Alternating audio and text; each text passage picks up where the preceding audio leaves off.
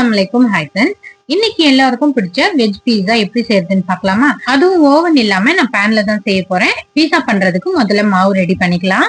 அதுக்கு முதல்ல ஈஸ்டை ஆக்டிவேட் பண்ணிக்கலாம். வெது வெதுப்பான 1 கப் தண்ணி, 2 ஸ்பூன் சர்க்கரை, 1.5 ஸ்பூன் ஈஸ்ட் போட்டு மிக்ஸ் பண்ணிட்டு மூடி வச்சிடலாம். இதுக்கு தண்ணி ரொம்ப கொதிக்க கூடாது, வெது வெதுப்பா தான் இருக்கணும். 5 நிமிஷத்துல ஈஸ்ட் ரெடி ஆயிடுச்சு பாருங்க.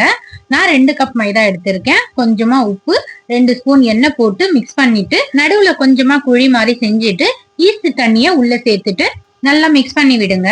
மாவு நல்லா 10 நிமிஷம் பிசையணும், அப்பதான் நல்லா சாஃப்டா வரும்.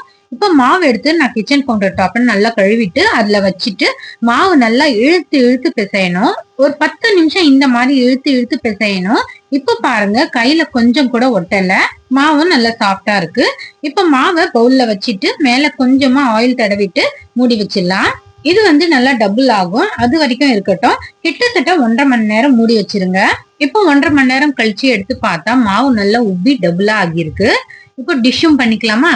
என் பொண்ணு தான் டிஷ்ஷும் பண்ணது, நான் பண்றேன்னு சொன்னா அதனால விட்டுட்டேன். இப்ப மாவை நல்லா பிசைஞ்சிங்கன்னா சின்னதாகிடும். இப்ப மாவை நான் 2ஆ பிரிச்சு வச்சிருக்கேன். மாவை இந்த மாதிரி விரிச்சுக்குங்க.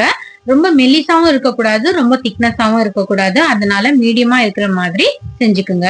இப்போ போக் வச்சு லைட்டா குத்தி விடுங்க, இல்லைன்னா பேக் ஆகும்போது பீஸா பேஸ் உப்பி வந்துடும். அதனால போக் வச்சு குத்திக்கணும். இப்ப பேன்ல லைட்டா ஆயில் ஸ்ப்ரெட் பண்ணிட்டு அதுக்கு மேல பட்டர் பேப்பர் வச்சுட்டு பீஸா பேஸ ஒரு சைடு மட்டும் பேக் பண்ணிக்கலாம்.